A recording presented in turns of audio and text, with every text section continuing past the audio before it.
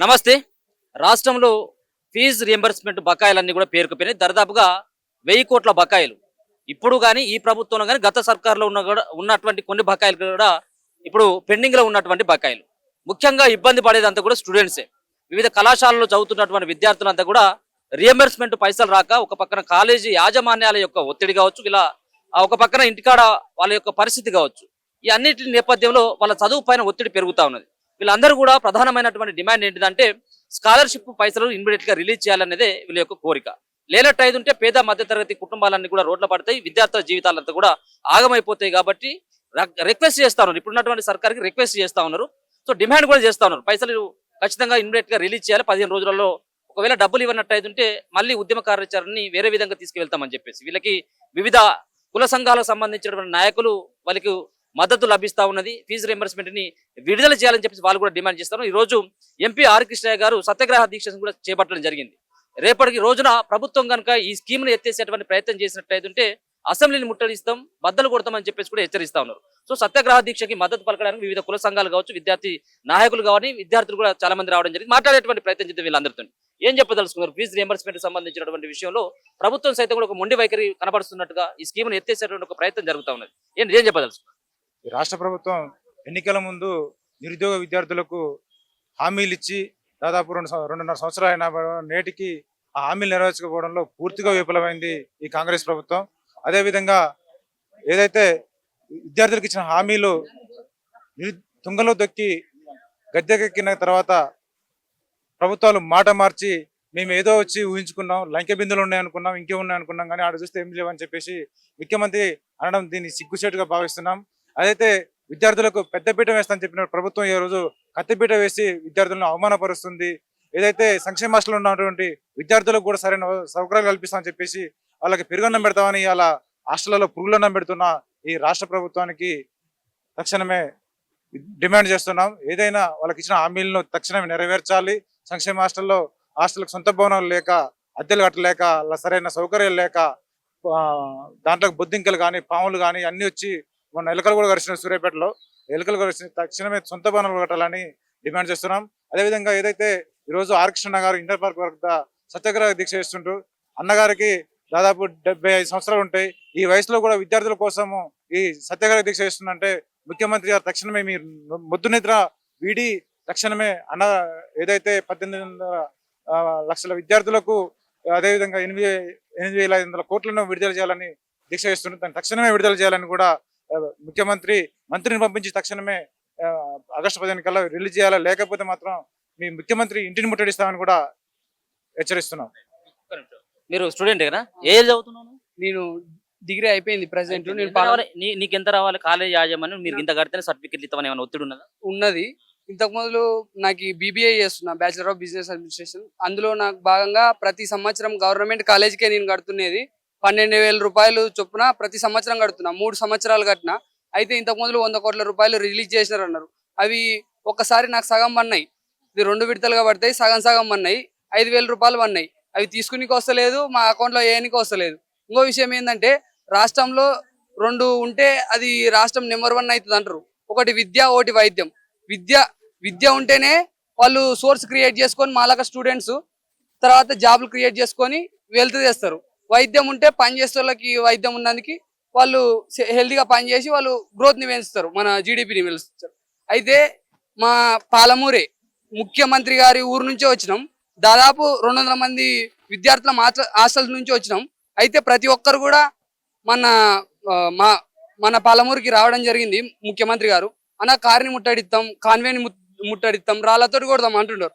ఎందుకు అంటున్నారు అంటే మాకు ఉన్న హాస్టల్ కూడా గబ్బులేపినారు. మాకు ఈ కమిషన్ల కకృతి పడి మాట్లాడాల వేరే బిల్డింగ్లని, బాలేని బిల్డింగ్లని తీసుకుంటున్నారు. అందువలన మేము చాలా సఫర్ అవుతున్నాం. ఎంత సఫర్ అవుతున్నాం అంటే పిల్లలు దాదాపు 400 సీట్లు కాలేజీలో ఉంటే కాలేజీలో హాస్టల్లో పట్టలేని పరిస్థితి.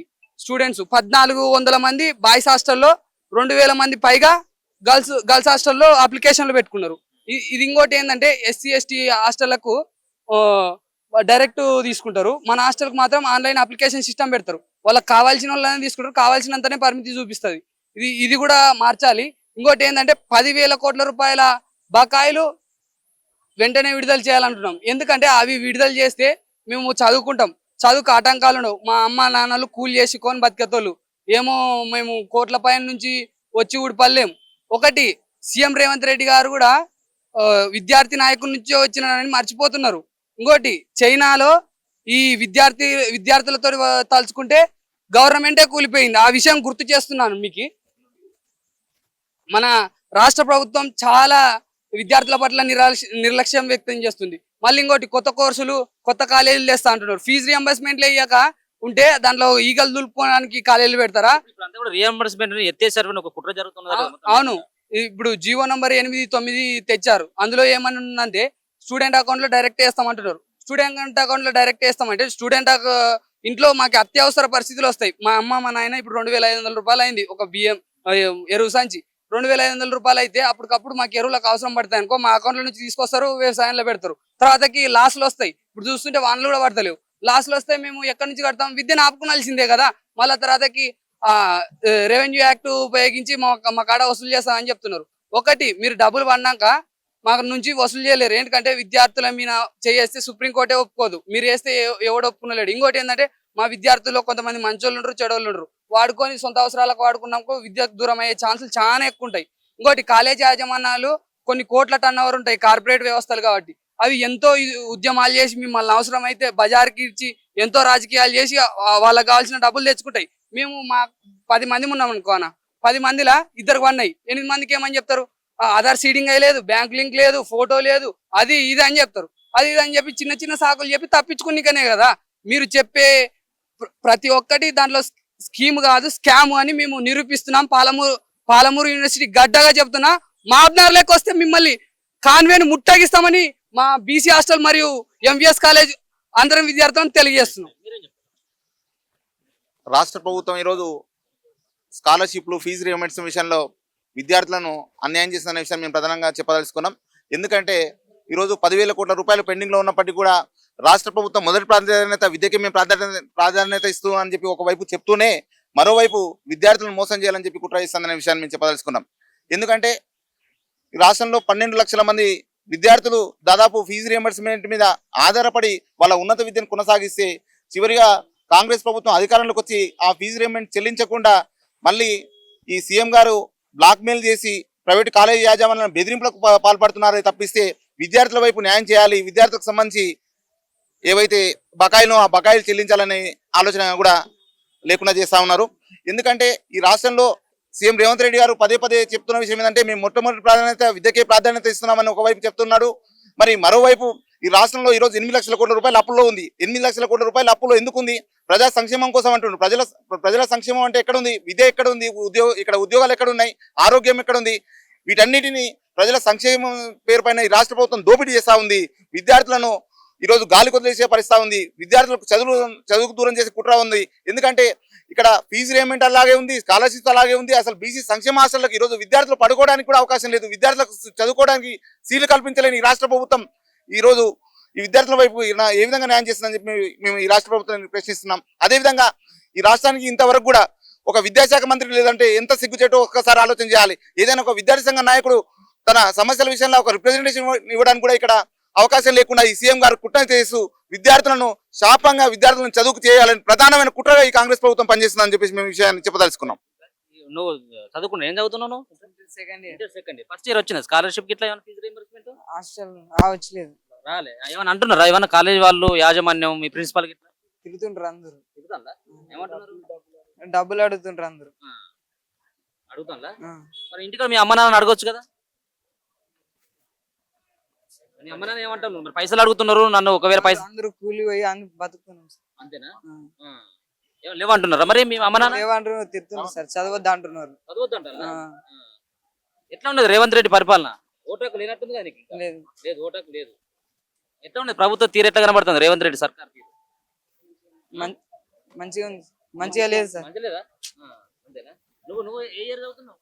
నేను first year MLA first time. ఇప్పుడు ఇంకా స్కాలర్షిప్ ఇంకా నీకు రాలే? రాలేదు, 10th లో కూడా రాలేదు నాకు.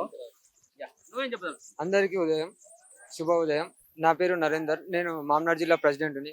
నేను ఇక్కడ రావడం ముఖ్య విశేషం ఏంటంటే మా మహబూబ్ నగర్లోని ఉన్నటువంటి హాస్టల్ ఎలాగైతే ప్రస్తుతం ఉన్నటువంటిది దాని గురించి మాట్లాడడం జరిగింది. ఇప్పుడు ఎందుకంటే మేము చదువుకునేది, నేను డిగ్రీ ఫైనల్ ఇయర్ చదువుతున్నాను. అక్కడ ఉండే విద్యార్థిని ఇప్పుడు లీడర్గా చేస్తున్నా. అక్కడ ఉండే విశేషాలు ఏంటంటే అక్కడ మొత్తం ఏది అసలు కరెక్ట్ లేదు.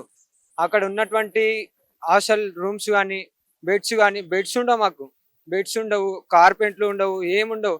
ఏమనంటే వాళ్ళు గవర్నమెంట్ ఇస్తుంది, మీకు అది ఇస్తుంది ఇది ఇస్తుంది అని చెప్తారు తప్ప ఏమి మాకు స్కాలర్షిప్లు కాదు కదా, ఒక్క రూపాయి ఇయ్యదు. ఇప్పుడు మా విద్యార్థులతో ఆడుకుంటున్నారు. ఇప్పుడు విద్యార్థులతో ఆడుకున్నాను అనుకో, తర్వాత నీకు సీఎం కాదు కదా, ఎవ్వరు నెక్స్ట్ ఎమ్మెల్యే కాదు కదా, ఎవ్వరు ఉండరు. నువ్వు సీఎం అసలు కానే కావు. నా నా ఒపీనియన్ నేను చెప్తున్నా. నువ్వు నెక్స్ట్ ఎమ్మెల్యేగా నువ్వు సీఎంగా ఉన్నావు అంటే ఇంకోసారి రావు గిటంగా సీఎం అనేది పదవి గిటంగా రాదు. ఎందుకంటే మా విద్యార్థులతో ఆడుకుంటున్నావు నువ్వు. ఇప్పుడు మామనాడు జిల్లాలో ఉన్నటువంటి నీ సొంత జిల్లానే బాగుపరచుకోలేదు, మా ఇంకా వేరే జిల్లాలో ఎట్లా బాగుపరుస్తావు? ఇప్పుడు హాస్టల్ పెట్టలేదు, హాస్టల్ సొంత భవనాలు లేవు, హాస్టల్ అసలు ఉండలేదు, ఏముండదు. మాకు తినడానికి తిండి ఉండదు, కనీసం ఏది ఉండదు. ఫుడ్ సరిగా ఉండదు, బెడ్ సరిగా ఉండదు. ఒక రూమ్ లో 5 మంది ఉండేటువంటి రూమ్ లో 20-30 మందిని అందరిని పెట్టి ఒక రూమ్ లో 20 మందిని 30 మందిని పెడతారు. అది ఎంతవరకు న్యాయం అని నేను అడుగుతా ఉన్నా. ఇప్పుడు ఇంకోటి ఏంటంటే సొంత భవనాలు మాకు కల్పించాలి, స్కాలర్షిప్లు విడుదల చేయాలి.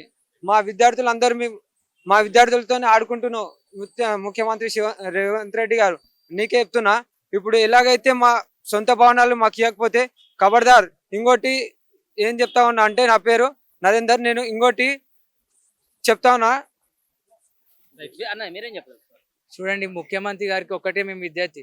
ఇప్పుడు ఎంతో మంది విద్యార్థులు సఫర్ అవుతున్నారు. వాళ్ళకి పడుకోనికి వ్యవస్థ లేదు, కనీసం ఫుడ్ కూడా సరిగా లేదు, ఫుడ్ లో పురుగులు వస్తున్నాయి. కనీసం ఒకటే పాలమూరు ఎమ్మెల్యే గారికి విజ్ఞప్తి చేస్తున్నాం, వెళ్ళి కాలేజీలో ఉన్న విద్యార్థుల సమస్యలు ఏదో పట్టించుకోండి. మీరు రూలింగ్ లో ఉండి ఓటు వేసుకొని కాదు, ఓట్లు వేయించుకునేది కాదు, కనీసం హాస్టల్లోకి వెళ్ళి వీళ్ళ పరిస్థితులు ఏంది, ఫుడ్ ఎట్లుంది, పడుకోవడం ఎట్లుంది అనేది ఎమ్మెల్యే ఎన్ఎం శ్రీనివాస్ రెడ్డి గారికి విజ్ఞప్తి చేస్తున్నాం. లేకుంటే ఎమ్మెల్యే శ్రీనివాస్ రెడ్డి గారు కూడా వైపునర్ తిరగకుండా చేస్తాం. ప్రతి ఒక్క విద్యార్థుల హాస్టల్కి వెళ్ళాలి, వాళ్ళ సమస్యలు తెలుసుకోవాలి. బీజేపీ ప్రశ్నిస్తుంది, ఆర్ కృష్ణ గారు ప్రశ్నిస్తున్నారు, కానీ అధికారంలో ఉన్న ఎన్ఎం శ్రీనివాస్ రెడ్డి గారికి ఏమైంది, సొంత జిల్లాలో ఉన్న రేవంత్ రెడ్డి గారికి ఏమైంది? ఏదైతే ఇంతకు ముందు హామీలు ఇచ్చిండ్రు కదా కేసీఆర్ గారు చేస్తలేరు అని, మళ్ళీ ఈ రేవంత్ రెడ్డి గారికి ఏమైంది, ఎందుకు చేస్తలేరు? ఏదైతే హామీలు ఇచ్చి మీరు ఏదైతే అధికారంకి వచ్చిండ్రో, మళ్ళీ ఏదైతే కేసీఆర్ గారు చేసిండ్రో మీరు కూడా అదే చేస్తున్నారు. ఇప్పుడన్నా కనీసం విద్యార్థులు ఆత్మహత్యలు చేసుకుంటున్నారు. అది కాకుండా ఎంతో మంది విద్యార్థులను కాపాడి వాళ్ళ భవిష్యత్తును తీర్చిదిద్దాలని కోరుతున్నాం. నువ్వే ఇయర్ చదువుతున్నావు? Second year. ఫస్ట్ ఇయర్ వచ్చింది, అయిపోయింది అంతా క్లియర్ అయినాయా? స్కాలర్షిప్ రాలే. ఏమంటున్నారు మరి కాలేజ్ యాజమాన్యాలు ఏమంటారు, మీ అమ్మ నాన్న ఏమంటారు? మా అమ్మ నాన్న చదువు బంద్ చేయంటున్నారు. ఎందుకు చదువు బంద్ చేయంటున్నారు? పైసలు లేవు, నువ్వు చాలా దూరం నుంచి పోతున్నావు, ఎందుకు స్కాలర్షిప్ పడతలేదు, ఏం పడతలేదు, బంద్ చేయండి. అంటే మరి స్కాలర్షిప్ వస్తేనే నీ చదువు కొనసాగుతుందా? మనది ఉమ్మడి కుటుంబం అన్నట్ల, అంటే కూలి చేస్తేనే మాకు పొట్ట నిండే. ఏం పని చేస్తారు మీ అమ్మ నాన్న? ఫార్మర్. వాళ్ళు కట్టలేనటువంటి స్థితిలో ఉన్నారా? ఇప్పుడు ఈ స్కాలర్షిప్ ఇట్లా వస్తేనే నీవు చదువు. కాలేజ్ వాళ్ళు ఏమంటున్నారు మరి, మీ యాజమాన్యం గానీ మీ ప్రిన్సిపాల్ గానీ ఏమంటున్నారు? నీ ఇష్టం అంతే. ఎట్లా చదువు పైన ఏమైనా ఒత్తిడి పెరుగుతా ఉన్నది? వాళ్ళు అట్లా అడగడం, మీ అమ్మ నాన్న కూడా పైసలు లేవని చెప్పేసి అనడం చాలా. వాళ్ళు వస్తారు, చదువు చెప్తారు, పోతారు. వాళ్ళకి ఏం సమయం తెలుసా? వాళ్ళకి వాళ్ళకి ఏం తెలియదు అసలుకి. వస్తారు, బుక్ ఇస్తారు, చదువు చెప్తారు, పోతారు. మమ్మల్ని ఆడతారు, ప్రశ్నలు ఆడతారు. ఏమన్నా ఫుడ్ బాగుందా, హాస్టల్ బాగుందని ఎవరు ఆడతారా? ఎవడు అడగడు. ఎట్లా ఉంటది ఫుడ్? ఎట్లా ఉంటది ఫుడ్? తింటే మొత్తం రాళ్ళు వస్తున్నాయి. పెడతాను రోజు ఒకటే పప్పు ఉంటది మధ్యాహ్నం. ఆ పప్పు తినలేకపోతున్నాం మేము. అసలు తెరుస్తాను అంటే మొత్తం నీళ్ళే వస్తున్నాయి అందులో. మాకు 400 మంది ఉంటే 8 బాత్రూమ్లు ఉన్నాయి. అందులో ఎట్లుండాలి మేము? అన్నం తినే కానీ బాత్రూమ్లు ఉన్నాయి, 8 బాత్రూమ్లు ఉన్నాయి. బాత్రూమ్ లో పక్కనే అన్నం పెడుతురు, ఎట్లా తినాలి మేము? ఎట్లుండాలి? తిన్నికే కూర్చోనికే ప్లేస్ గిట్ట లేకపోతే మా హాస్టల్లో. ఒక్క రూమ్ లా మేము 30 మంది పండుకుంటున్నాం ఒక రూమ్ లా. హాస్టల్ ఉంది, చిన్నగా ఉంది. ఎట్లా ఉంటుంది మీ హాస్టల్? ఎట్లా ఉంటుంది మా హాస్టల్ అంటే ఏంటంటే, ఇప్పుడు అన్నం పెట్టగానే బాత్రూమ్ ఉంటాయి, బాత్రూమ్ పెట్టగానే పళ్ళు దోమలు, ఆనే గిన్నెలు ఆ గిన్నెలు కడుక్కొని తింటారు, ఆనే బట్టలు ఉతుకోవాలి, ఆనే తాను చేయాలి. కడుక్కున్న తానే బట్టలు ఉతుకోవాలా. ఈడ గిన్నె ఉంటే దాని పక్కనే బాత్రూమ్ ఉంటది. నాకే దానికి ఆనుకొని వంట పెట్టి బాత్రూమ్ చేస్తారు అన్నమాట. ఫ్యాన్లు ఇట్లా ఉంటాయి, తిరుగుతాయి ఫ్యాన్లు? ఏవో అట్లా ఉంటాయి. ఒక రూమ్ ఒక పాతది రెంట్ తీసుకున్నారు. ఆ 2 రూమ్ లో పైన లీకేజ్ వాటర్ పడితే రూమ్ లో లీకేజ్ కానీ రూమ్ లోకి నీళ్ళు రావడం కానీ చెత్త ఉంటది అంతే. మొత్తం ఒక రూమ్ లో 30 మంది పడుకుంటున్నాం ఒక రూమ్ లో. ఉంటారా మరి చదువు చెప్పే టీచర్లు కరెక్టే ఉన్నారా? కాలేజీలో ఉంటారు కానీ హాస్టల్లో ఏం పట్టించుకోవట్లేదు. వీళ్ళే అన్న వాళ్ళు లీడర్స్ ఉంటారు, లీడర్లే మంచిగా చూసుకుంటారు. వర్కర్స్ కూడా ఏం లేదు, లీడర్సే అప్పుడప్పుడు వస్తారు నిర్దిస్తారు అంతే అయిపోతుంది. హాస్టల్లో లీడర్స్. నువ్వు ఏం చదువుతున్నావు? First year. ఫస్ట్ ఇయరా? ఏది ఏ ఊరు మీది? గద్వాల్. గద్వాలా? ఎట్లా ఉన్నది రేవంత్ రెడ్డి పరిపాలన ఎట్లా ఉన్నది? ఏమనిపిస్తా ఉన్నది? ఏం మంచిగా లేదు అసలు. బాగానే చేస్తున్నాడు కదా. ఏం బాగా చేస్తున్నాడు, ఏం రైతులకి ఇట్లా ఏం మంచిగా లేదు, మాకినా మంచిగా లేదు. ఏం ఇస్తున్నాడు? 10th లో స్కాలర్షిప్ అన్నారు, ఏం లేదు. ఇప్పుడు మా హాస్టల్లో బాత్రూమ్స్ కూడా సకాయ లేవు, కరెంట్ సకాయ లేదు, ఇక్కడ ఫ్యాన్లు గిట్లా సకాయ లేవు, బెడ్లు లేవు, దుమ్ములా పండుకుంటున్నాం మేము మొత్తం. అన్నీ వంట, అన్ని బాత్రూమ్స్, వాటర్ లీకేజ్ మొత్తం. అంటే మాకు చాలా ఇబ్బంది అవుతుంది. రేవంత్ రెడ్డి గారిని ఒకటే అడుగుతున్నాను, ఇదంతా బాగా చేస్తే మంచిగా ఉంటది. దీన్ని కమెంట్ చేస్తున్నాను నేను. మంచి చేస్తే బాగుంటది. విద్యార్థులుగా చెప్తున్నాను. ఏమంటారు మీ తోటి స్నేహితులు గానీ నీ పై సీనియర్లు గానీ ఏమంటా ఉన్నారు రియంబర్స్మెంట్ స్కాలర్షిప్ గురించి? ఏం అంటే మంచి రాదురా, ఇక్కడ ఎందుకు వచ్చినా ఊర్లో చదువుకో అది ఇది అంటూ తిడతారు. అమ్మ వాళ్ళు తిడుతుండ్రు, ఎందుకు పోయినా రిటర్న్ రా అని మస్తు తిడుతుండ్రు. ఏమంటారు మీ అమ్మ నాన్న ఏమంటున్నారు మరి? వద్దులే ఇంకెందుకు మన ఐజాలా చదువుకొని. మా అమ్మ నాన్న ఫార్మర్, మా నాన్న డ్రైవర్. ఇంకా మాతో పాటు ఇంకా పని చేసుకుంటారా, ఎందుకు చదువుకుంటున్నావు అని తిడుతున్నారు, బాగా తిడుతున్నారు. మాకు ఇబ్బంది అనిపిస్తుంది సార్. చిన్న పిల్లవాని 15 సంవత్సరాలు 16 సంవత్సరాలు ఉన్నాయా నీకు? అంతే 16 సంవత్సరాలు. ఏంది ఇప్పుడే ఈ జెండా పట్టుకొని తిరుగుతున్నావు కదా?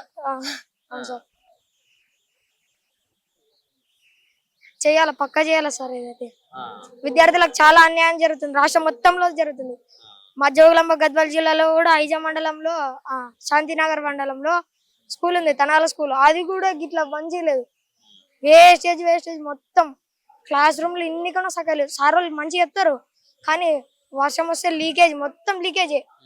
గింత వర్షం వస్తే చాలు సార్, మొత్తం నేను చదువుకొని వచ్చిన కదా మొత్తం లీకేజే. అసలు ఉండబుద్ధి కూడా సార్. హాస్టల్లో ఏమనిపిస్తుంది నువ్వు వచ్చిన తర్వాత? ఎందుకు వచ్చినావు బాబు అనిపిస్తుంది? పక్కా సార్ అనిపిస్తుంది, మస్తు అనిపిస్తుంది. ఇంకా పోదాం అనుకుంటున్నా. వీళ్ళు ఇట్లా ఉండవు సార్, ప్రభుత్వం ఇట్లా ఉంటే మామేం చేయాలి సార్? మళ్ళీ ఇప్పుడు సన్న బియ్యం పెడతాను, మంచిగా 3 పూటలు కూడా కూరలు మార్చి పెడతా ఉన్నాం, పొద్దున స్నాక్స్ ఇస్తున్నాం, టిఫిన్ పెడుతున్నాం అంటున్నారు కదా, అందుతున్నాయా సార్? వస్తాయి సార్, మొత్తం ఏం లేదు. మొత్తం ఫుడ్ కూడా ఉప్పు ఉండదు, దాంట్లో పురుగులు ఉంటాయి, రాళ్ళు తేలుతాయి. అసలు తింటున్నాం అంటే తింటున్నాం, గది లేక తింటున్నాం. లేదా అమ్మ వాళ్ళు తిడతారు, ఏంది ఇట్లా ఉన్నాం అని. గది లేక తింటున్నాం సార్, లేకపోతే మేమేం బాగాలేదు సార్. హాస్టల్ అయితే చేంజ్ చేయాలని కోరుకుంటున్నాం. అసలు రెండు హాస్టల్ గిడ ఆ చిన్న ఉంది, ఎట్లా ఉండాలి? పండుకొని కూడా లేదు. ఒక రూమ్ లో 30 నుంచి 35 మంది. వార్డెన్ సార్ పండుకొని అడ్జస్ట్ అంటున్నాడు. ఇంకా అందుకోసం ఈ రోజు ఇక్కడికి వచ్చినాం. ఈరోజు తెలంగాణ రాష్ట్రంలో కాంగ్రెస్ ప్రభుత్వం చేసే కుట్రలు 420 హామీలని గాలికిడిచి పెట్టి దాచుకునే స్కీమును క్రియేట్ చేసుకొని ఎమ్మెల్యేలు, మంత్రులు, ముఖ్యమంత్రి, ఎంపీలు వీళ్ళందరూ ఢిల్లీ టు తెలంగాణ, తెలంగాణ టు ఢిల్లీ ఈ దాచుకో స్కీమ్ల మీద దంద నడుస్తుంది. మరి రోడ్డు మీద ఎస్సీ, ఎస్టీ, బీసీ విద్యార్థులు, మైనారిటీ విద్యార్థులు రోడ్డెక్కి మా రియంబర్స్మెంటు, మా స్కాలర్షిప్స్ అని అడిగితే వాళ్ళ మీద కేసులు, వాళ్ళ మీద బెదిరింపు ఫోన్లు. కానీ విద్యార్థుల పక్షాన పెండింగ్లో ఉన్న 8,000 కోట్ల గురించి ఏ ఒక్క రోజు కూడా క్యాబినెట్లో మాట్లాడిన ముఖ్యమంత్రి, కానీ కేసుల విషయంలో విద్యార్థుల అంశాల మీద చేసుకోరా ఏమున్నదా అని చెప్పి గాలి మాటలు మాట్లాడుకుంటా గాలి కిడిచిపెట్టిన 400 హామీలను గాలి కిడిచిపెట్టిండు. మరి ముఖ్యమంత్రి గారు పదవి కాపాడుకోనికి పేద విద్యార్థులకు ఇచ్చే పైసలు ఉంటవే రాహుల్ గాంధీకి ఇస్తుండు. పేద విద్యార్థులకు ఇచ్చే ఇంజనీరింగ్ అడ్మిషన్లు పోయి ఎక్కడ అమ్ముకుంటుండు. పేద విద్యార్థులకు 2 లక్షల ఉద్యోగాలు ఇచ్చేది ఒక్క ఉద్యోగం కూడా ఇవ్వట్లేదు. సభలల్లా జిల్లాల వారిగా సభలకు వెళ్ళి రేవంత్ రెడ్డి ఒకటే మాట మాట్లాడుతుండు, నేను 70,000 ఇచ్చినాను ఒకసారి, ఇంకో సభలో 60,000 అని ఒకసారి. అంటే ఒక గంప గుత్త గుంపు మేస్తారు మాట్లాడినట్టు గంప గుత్త ముచ్చట్టు మాట్లాడుతున్నాం. కానీ ఎంతమంది అపాయింట్ అవుతారు, ఎంతమంది రిటైర్డ్ అవుతారు, ఎంతమందికి నోటిఫికేషన్ వేసినా కానిస్టేబుల్ ఎంతమంది ఉన్నారు, గ్రూప్ 1 ఎంతమంది ఉన్నారు, గ్రూప్ 2 ఎంతమంది ఉన్నారు, గ్రూప్ 3 ఎంతమంది ఉన్నారు అనేది లెక్కలు తెలియని ముఖ్యమంత్రి గారు ఈ రోజు మన తెలంగాణ రాష్ట్రంలో విద్యార్థులతో ఆడుకుంటుండు, ఉద్యోగాల నిరుద్యోగులతో ఆడుకుంటుండు, పేద విద్యార్థులు ఎస్సీ ఎస్టీ బీసీలతో ఆడుకుంటుండు. కానీ ఈ రాష్ట్రంలో తెలంగాణ రాష్ట్రంలో 8,000 కోట్లు బకాయిలు పెండింగ్ ఉన్నాయి. మూసీ సుందరీకరణకు 1,00,000 కోట్లు అప్పు దొరుకుతుంది, ఫ్యూచర్ సిటీకి అప్పు దొరుకుతుంది. కానీ పేద విద్యార్థులకు డబ్బులు ఇవ్వనీకి అప్పులు లేవు, ఎవడు రూపాయి ఇస్తలేడు. నేను ఏం చేయాలి, దివాళు తీసిర్రు అని చెప్పి దిక్కుమాల మాటలు మాట్లాడుకుంటా, బట్టబాజు మాటలు మాట్లాడుకుంటా ఒక్క నిండు సభల అసెంబ్లీలో ఏ ఒక్క ముఖ్యమంత్రి అన్నా ఉమ్మడి ఆంధ్రప్రదేశ్ ఉన్నప్పుడు కానీ తెలంగాణ రాష్ట్రంలో కానీ ఏ ముఖ్యమంత్రి అన్నా నోరు జారిండా? రేవంత్ రెడ్డి విద్యార్థుల నిరుద్యోగుల మీద నోరు జారిండు రాష్ట్రంలో. ఇదేనా చేసేది రేవంత్ రెడ్డి గారు?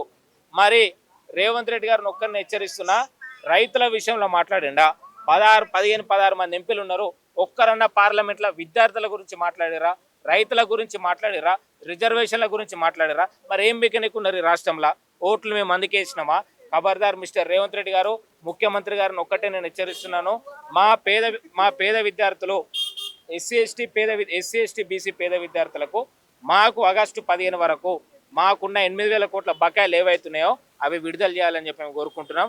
రెండో అంశానికి వస్తే ఎస్సీ ఎస్టీ బీసీ విద్యార్థుల హాస్టల్స్, ఓన్ బిల్డింగ్స్ ఒక్కటి లేవు, పైప్ లైన్స్ చక్కగా లేవు, రెంట్స్ చక్కగా లేవు. ఏమన్నా అంటే మీ రేవంత్ రెడ్డి మీ ముఖ్యమంత్రే కదా, మీరు అడగాలి కదా అని చెప్పి ఓనర్లు కూడా మాతో అంటారు. వాళ్ళకు కూడా నేను ముఖ్యమంత్రి గారికి ఒకటే సమాధానం చెప్తున్నా, బోర్డు మీటింగ్ ఏర్పాటు చేయాలి విద్యార్థుల కోసం. విద్యాశాఖ నీ దగ్గర ఉంది కాబట్టి బీసీ శాఖ మంత్రి కూడా ముఖ్యమంత్రి గారి దగ్గరికి వెళ్ళాలి, బీసీల గురించి మాట్లాడాలి. సోషల్ వెల్ఫేర్ శాఖ మంత్రి గారు వెళ్ళాలి ముఖ్యమంత్రి గారి దగ్గరికి, సోషల్ వెల్ఫేర్ ఎస్సీల గురించి మాట్లాడాలి, ట్రైబల్ వెల్ఫేర్ మంత్రి గారు వెళ్ళాలి, మైనారిటీ మంత్రి గారు వెళ్ళాలి. వెళ్ళి ముఖ్యమంత్రి గారి దగ్గర కూర్చొని మా బడుగు బలైన వర్గాల పేద విద్యార్థులు కానీ మా పేద కుటుంబాలకు కానీ అన్యాయం జరుగుతుందన్నా, మాకు ఇది పరిస్థితి అని చెప్పి మీరు ముఖ్యమంత్రి దగ్గర పోయి దండం పెడతారా, కాలు మొక్కుతారా మీ ఇష్టం. లేదంటే మీ ఒక్క కాన్వెన్ కూడా రోడ్డు మీద తిరగనీయం. మంత్రి క్వార్టర్స్ గేట్లకి మరి తుక్కు కొడతాం, గుర్తుపెట్టుకొని రాసి పెట్టుకొని క్యాబినెట్ మంత్రులు. మీరు దాచుకొని పదవులు తీసుకున్నారా? ప్రజాపాలన అని చెప్పేసి ప్రజల్ని పట్టించుకోవాలి కానీ ప్రజాపాలన ప్రశ్నిస్తే కేసు, ఊ అంటే కేసు, ఉచ్చబోతే కేసు, జయ అంటే కేసు. ఇదేనా మీరు చెప్పింది? ఇదేనా? గ్రామాలలో తిరిగి మేము కేసులు పెడతాం, మమ్మల్ని అడిగితే మేము మీ మీద కుట్రలు చేస్తాం, మీకు రూపాయి ఇయ్యమని చెప్పి ఇదేనా? ఏమో ఉన్నాయని వచ్చినానంటారు రాష్ట్రానికి. ఒక ముఖ్యమంత్రి హోదాలు ఉండి అదేనా మాట్లాడేది? మిస్టర్ రేవంత్ రెడ్డి గారు, మేము విద్యార్థుల పక్షాన్ని ఒకటే హెచ్చరిస్తున్నాం, మాకు తక్షణమే బకాయిలు 8,000 కోట్లు ఉన్నాయి, తక్షణమే చెల్లించాలి. మాకు యూనివర్సిటీకి 1,000 కోట్లు ఇచ్చిండు అన్నాడు, ఇప్పటి వరకు ఉసురు లేదు కసురు లేదు. 1,000 కోట్లు ఎక్కడ కాకెత్తుకపోయిందో నాకు తెలియదు. కుల వృత్తులకు అని చెప్పేసి 600 కోట్లు అప్పు తెచ్చిండు. అవి ఎవడెత్తుకపోయిండు? మరి రేవంత్ రెడ్డి మనమడు ఎత్తుకపోయిండా, అల్లుళ్ళు ఎత్తుకపోయిండా, తమ్ముళ్ళు ఎత్తుకపోయారో మాకు తెలియదు. అవి కూడా లెక్కలు చెప్పాలి. 16 లక్షల మంది అప్లికేషన్స్ పెట్టారు, ఏ ఒక్కరు కూడా నువ్వు ఏమి ఇవ్వలే, ఏ ఒక్కరు కూడా శాంక్షన్ చేయలే. కాబట్టి రేవంత్ రెడ్డి గారికి ఒకటే హెచ్చరిస్తున్నాం, పేద విద్యార్థుల పక్షాన, రైతాంగ పక్షాన, నిరుద్యోగుల పక్షాన, తెలంగాణ రాష్ట్రంలో ఉన్న 420 హామీల పక్షాన హెచ్చరిస్తున్నాం. ఖబర్దార్ రేవంత్ రెడ్డి గారు, తక్షణమే దీని మీద మీరు క్యాబినెట్ ఏర్పాటు చేయాలి, విద్యార్థుల పక్షాన మాట్లాడాలి, నిధులు ఏమవుతున్నాయో కేటాయించాలి. అన్నిటికీ అప్పులు తెచ్చుడు కాదు, విద్యార్థుల పక్షానికి కూడా మీరు ఏం చేస్తారో చేయండి. 8,000 కోట్లు ఆగస్టు 15 వరకు ఇవ్వకపోతే రాష్ట్ర వ్యాప్తంగా మిలిటెంట్ యాక్టివిటీ చేస్తామని చెప్పి హెచ్చరిస్తున్నాం. ఖబర్దార్ రేవంత్ రెడ్డి. నా పేరు నీలం వెంకటేష్, బీసీ సంక్షేమ సంఘం రాష్ట్ర వర్కింగ్ ప్రెసిడెంట్. ఈ రోజు జాతీయ బీసీ సంక్షేమ సంఘం అధ్యక్షులు, రాజ్యసభ సభ్యులు ఆర్ కృష్ణయ్య గారు సత్యాగ్రహ దీక్ష చేపట్టడం జరిగింది ఇందిరా పార్క్ లో. ప్రధానమైనటువంటి డిమాండ్లు ఇలా పూర్తి ఫీజు రియంబర్స్మెంట్ పాత పద్ధతుల్లోనే విడుదల చేయాలని చెప్పి ప్రధానమైనటువంటి డిమాండ్. ఇక రెండవది వస్తే బీసీ హాస్టళ్లు, గురుకుల పాఠశాలకు సొంత భవనాలు కట్టాలని చెప్పి. ఇక మూడో డిమాండ్కి వస్తే ఇలా ఫీజు రియంబర్స్మెంట్ తో పాటు స్కాలర్షిప్లు పక్క రాష్ట్రంలో ఆంధ్రప్రదేశ్ లో మరి స్కాలర్షిప్లు 15,000 రూపాయలు ఇస్తున్నారు. ఇలా తెలంగాణ ధనిక రాష్ట్రం, ఉన్నతమైనటువంటి భారతదేశంలోనే ఒక గొప్ప రాష్ట్రమైనటువంటి తెలంగాణలో ఇలా బీసీ ఎస్సీ విద్యార్థులకు 5,500 ఇస్తున్నారు స్కాలర్షిప్లు. ఈ రాష్ట్ర ప్రభుత్వానికి సిగ్గుందా అని చెప్పి నేను ప్రశ్నిస్తున్నా.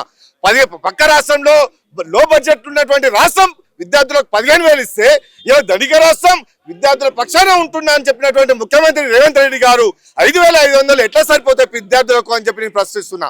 ఇక అదే విధంగా విద్యార్థుల ఫీజు రియంబర్స్మెంట్లు ఇలా కాలేజీ యాజమాన్యానికి చెల్లిస్తే విద్యార్థులు ఉన్నత స్థాయిలో చదువుకొని ఒక గొప్ప స్థాయికి వెళ్ళగలుగుతారు. ఒక కలెక్టర్, ఒక ఎంఆర్ఓ, ఒక ఆర్డీఓ, అదేవిధంగా ఒక గ్రూప్ 1 ఆఫీసర్, ఒక గ్రూప్ 2 ఆఫీసర్ కావడానికి అవకాశాలు ఉన్నాయి. కానీ విద్యార్థుల అకౌంట్లో వేయడం వల్ల విద్యార్థులు ఖర్చు పెట్టిన తర్వాత కాలేజ్ యాజమాన్యానికి కట్టియకపోతే ఇలా తల్లిదండ్రులు కట్టలేనటువంటి దుస్థితిలో ఉన్నారు.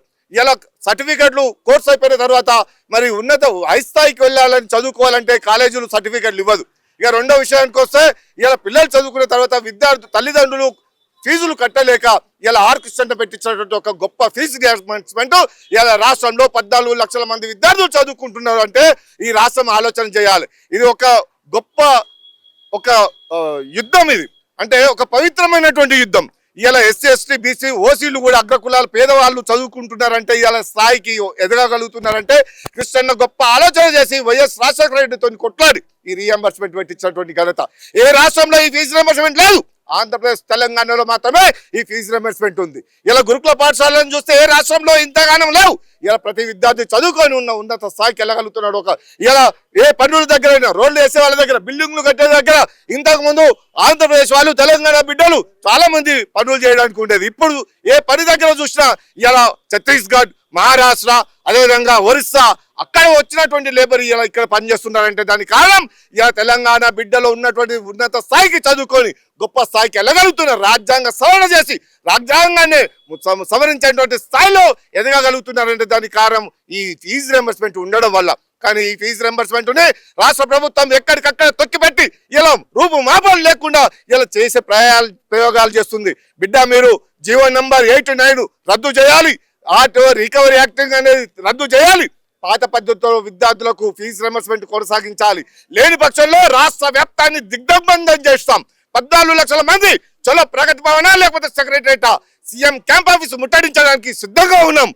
విద్యార్థులు అంటే ఆచమాసన నిరుద్యోగులు 2 లక్షల ఉద్యోగాలు వేస్తున్నాం. ఎక్కడ పోయినా ఈ రాష్ట్రంలో ఉన్నటువంటి 2 లక్షల ఉద్యోగాలు ఇలా 42 శాఖలలో, ప్రభుత్వ శాఖలలో ఖాళీ కుర్చీలు పడ్డాయి. ఇలా 33 జిల్లాలలో ఇలా ప్రజల వాళ్ళకు పాలన అందాలంటే ఇలా 33 జిల్లాలలో అన్ని శాఖలలో ఉద్యోగాలు భర్తీ చేయాలని చెప్పి రాష్ట్ర ప్రభుత్వం ఆలోచన చేస్తే ఇలా తెలంగాణ రాష్ట్ర ప్రభుత్వం వచ్చినాక కాంగ్రెస్ ప్రభుత్వం ఇలా విద్యాశాఖ కూడా ముఖ్యమంత్రి రేవంత్ రెడ్డి దగ్గర పెట్టుకొని ఇలా విద్యార్థులను చెలగాటమాడుతుంది. వాళ్ళ జీవితాలతో చెలగాటమాడుతుంది. విద్యార్థుల జోలికి వస్తే బిడ్డ ఖబర్దార్, ఎక్కడికక్కడ బంద పెడతామని చెప్పి హెచ్చరిస్తున్నాం.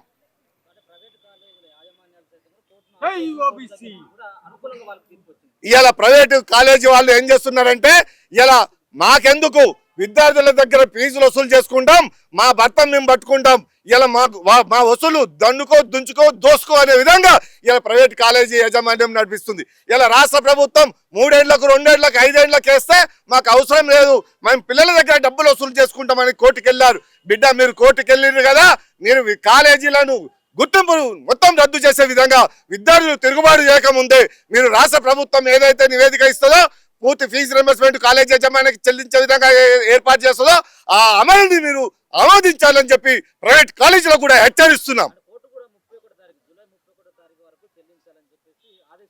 ఇలా కోర్టును కూడా నేను ఒకే ప్రాధాయపడుతున్నాం. 14 లక్షల మంది విద్యార్థుల తరఫున ఇలా నేను కోర్టుని అదేవిధంగా జడ్జీలను నేను ప్రాధాయపడుతున్నా. మీరు ఇచ్చినటువంటి తీర్పును విద్యార్థుల పక్షాన, విద్యార్థుల భవిష్యత్తుని దృష్టిలో పెట్టుకొని, మీరు విద్యార్థులు చదువుకొని ఉన్నత స్థాయికి వెళ్ళాలన్న ఆలోచనలు దృష్టి పెట్టుకొని ఇలా మీరు తీర్పునియాలి.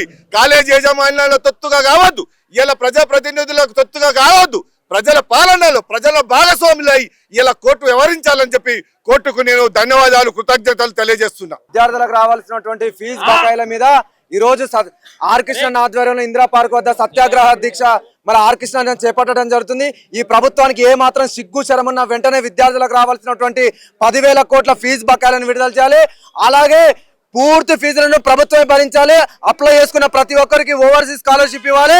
అలాగే సంక్షేమ హాస్టల్లో మెరుగైన వసతులు కల్పించాలి. సంక్షేమ హాస్టళ్లకు సొంత భవనాలు కల్పించాలని చెప్పి ఈ ప్రభుత్వాన్ని డిమాండ్ చేసిన లేని ఏడల పెద్ద ఎత్తున ఆర్ కృష్ణ ఆధ్వర్యంలో మిలిటెంట్ పోరాటం చేసి సెక్రటరియట్ ను తుక్కు వలగొట్టే వ్యవస్థ వస్తుంది.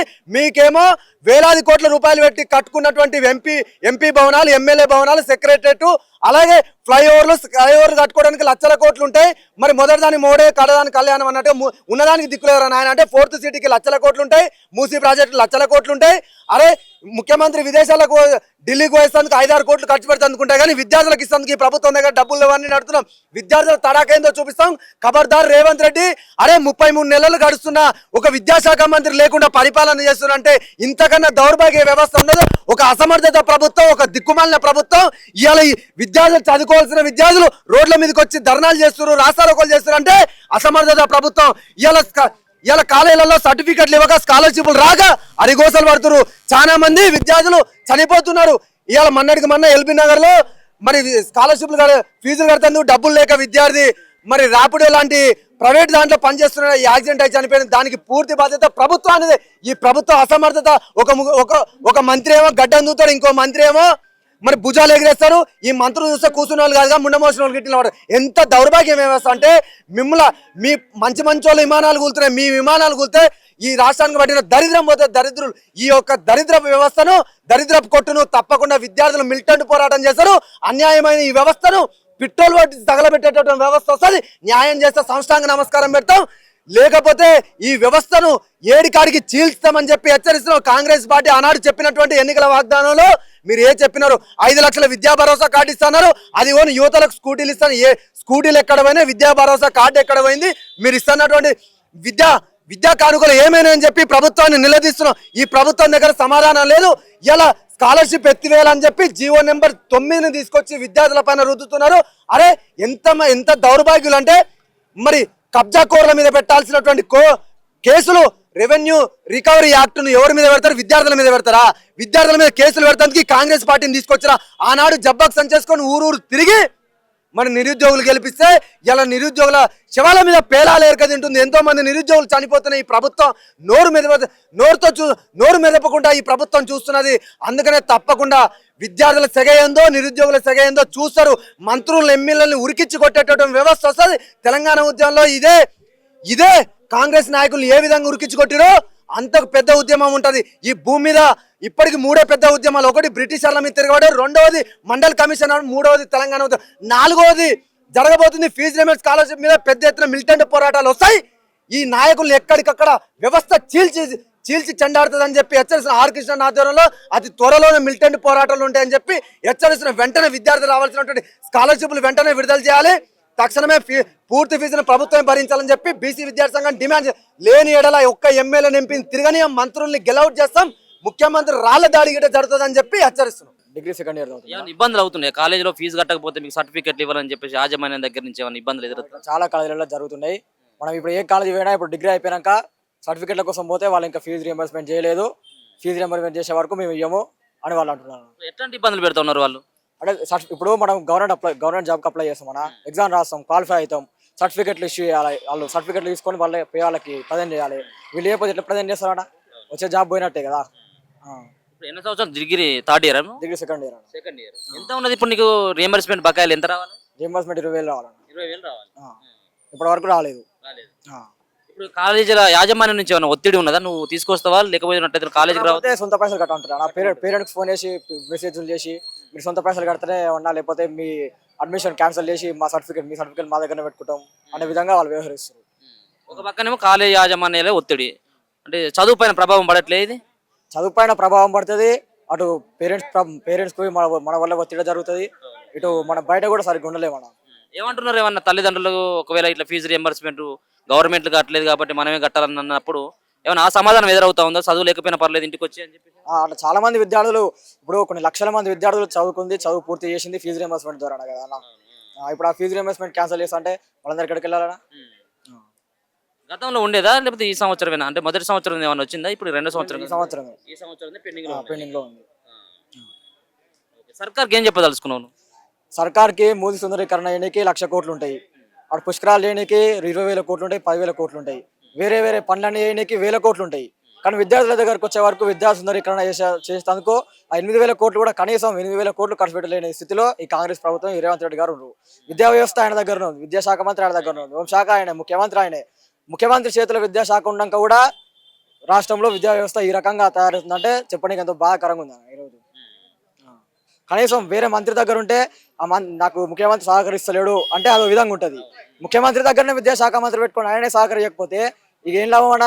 రాష్ట్రంలో కాంగ్రెస్ ప్రభుత్వం ఉండాలి. ఇదేనా ప్రజాపాలన, ఇదేనా ఇంద్రమ పాలన అని చెప్పి ఈ రోజు నేను అడగదలుచుకున్నాను ముఖ్యమంత్రి గారిని. కంపేర్ చేస్తారు రెండు ప్రభుత్వాలు తెలంగాణ వచ్చిన తర్వాత. ఎట్లా అనిపిస్తా ఉన్నది ఒక విద్యార్థిగా? ఓటు ఉందా మీకు?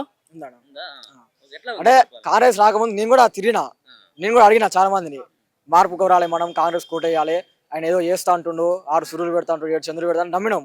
కానీ ఈరోజు మోసపోయినాం, మాకే బాధ అనిపిస్తా ఉంది. ఈరోజు మేము 10 మందికి చెప్పిన ఓటేయమని, వాళ్ళ ముందరికి వెళ్ళిపోవాలంటే ఈరోజు సిగ్గు అనిపిస్తుంది నాకే. మళ్ళీ 2 సార్లు నేనే ముఖ్యమంత్రి అంటా ఉంది.